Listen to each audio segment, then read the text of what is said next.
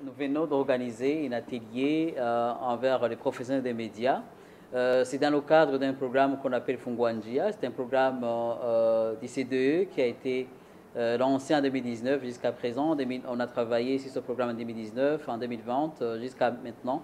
Nous continuons à travailler sur ce programme. C'est un programme qui vise à promouvoir les bienfaits autour du libre-échange, la compétitivité des entreprises, mais également nous essayons de mobiliser par l'éducation aux bienfaits liés à ce concept qu'on appelle libre-échange. Alors, durant cette période, on a travaillé avec différents groupes à travers différentes phases, notamment on a travaillé avec différents acteurs au niveau, des provinces, au niveau des frontières, où on a organisé des ateliers à Kobero, Gasenyinemba, Kanyaru, Ruhwa, Buganda, Rumonge, Mugina et ailleurs.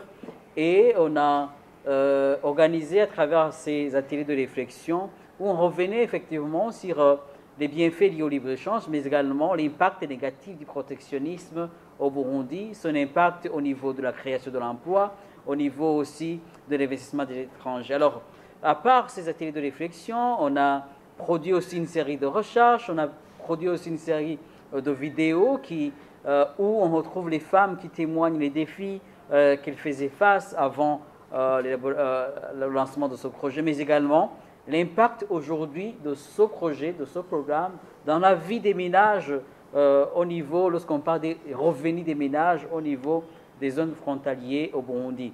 Alors, à côté de ces actions menées sur le terrain, on a également mené une série d'études de recherche. Et parmi les études de recherche menées aujourd'hui, il y a une nouvelle étude que nous venons de publier. C'est une étude qui revient sur les miracles économiques qui sont créés par les investissements étrangers dans notre pays. Alors, aujourd'hui, on est ici, on vient d'organiser cet atelier envers les professionnels de médias pour effectivement revenir sur les facteurs qui peuvent aider ces investissements étrangers à devenir des atouts très importants pour le pays en matière de la création de l'emploi, mais également en émo pour la lutte contre la pauvreté dans notre pays. On est revenu alors sur les actions à mettre en avant, les critères, les conditions valables pour que ces idées soient effectives au Burundi, mais également on a aussi proposé les pistes de solutions tout en mentionnant les recommandations auprès du gouvernement, mais également auprès d'autres acteurs.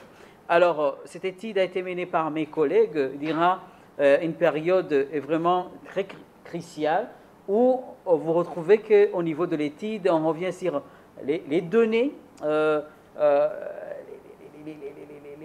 les propositions vraiment scientifiques, mais également mesurables qui peuvent aider le réformateur ou bien l'autorité politique à prendre des mesures incitatives pour l'amélioration du Burundi au niveau de cette zone qui est dite investissement direct étranger.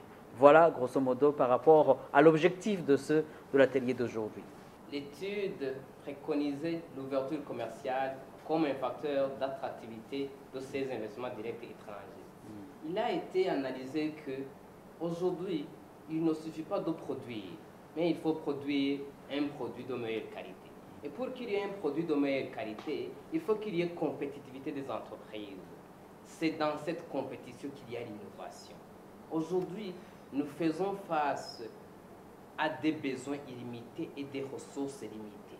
C'est-à-dire qu'on a besoin de plus d'innovation. Et pour innover, il faut faire concurrence avec les entreprises internationales.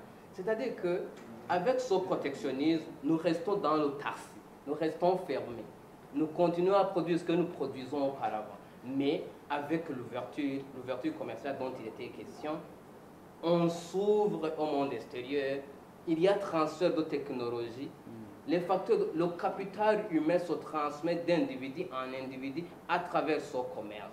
Donc, à partir de ce protectionnisme, il va y avoir un marché de concurrence, ce qui va permettre aux citoyens, à la population, de bénéficier des produits résultats de la concurrence, qui sont des produits à moindre coût. Donc, face à la concurrence, il y a diminution du pouvoir d'achat.